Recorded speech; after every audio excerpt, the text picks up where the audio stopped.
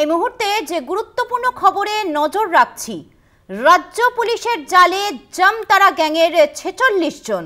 আসানসোল, পূর্ব বর্ধমান, বীরভূমে পুলিশের অভিযান। ভুয়ো SMS ইনভেস্টমেন্ট স্কিমের মাধ্যমে চলত প্রতারণা।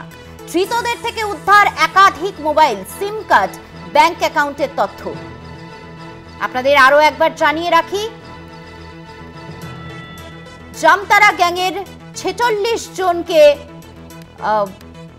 গ্রেফতার করেছে রাজ্য পুলিশ। আসানসোল, পূর্ব বর্ধমান, বীরভূমে পুলিশের অভিযান। ভুয়ো SMS ইনভেস্টমেন্ট স্কিমের মাধ্যমে চলত প্রতারণা।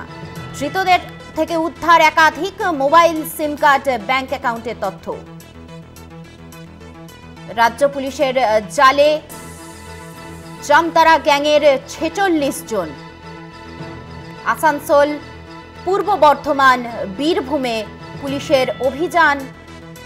ভুয়ো SMS ইনভেস্টমেন্ট স্কিমের মাধ্যমে চলত প্রতারণা।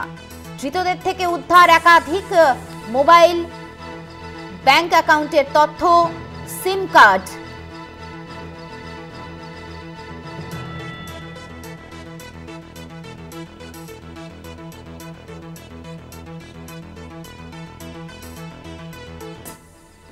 বীরভূমের খয়রাসোল বলে এলাকা এখানে আছে, সেখানে খয়রাসোল থানা এলাকার একটি জায়গা থেকে, একটি গোপন আস্তানা থেকে 3 জনকে আমরা গ্রেফতার করি।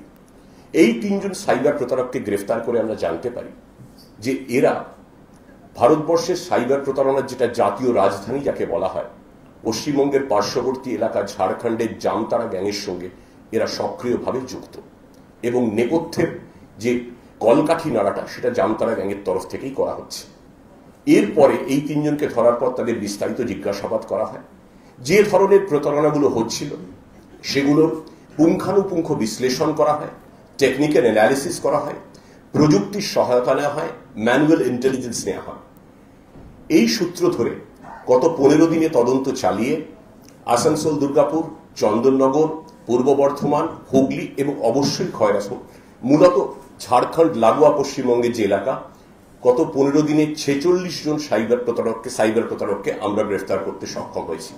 এদের থেকে 84টি সেলফোন, 84টি সিম কার্ড, 2টো ল্যাপটপ, প্রচুর টেকনিক্যাল গ্যাজেটস, 100 খানেকের বেশিও ভুয়ো ব্যাংক অ্যাকাউন্ট, যাকে আমরা টেকনিক্যাল পরিভাষায় মিউল অ্যাকাউন্ট বলি, 100-রও বেশি ডেবিট কার্ড, ক্রেডিট কার্ড এবং ইত্যাদি আরও কিছু অত্যাধুনিক প্রযুক্তির সরঞ্জাম আমরা উদ্ধার করেছি।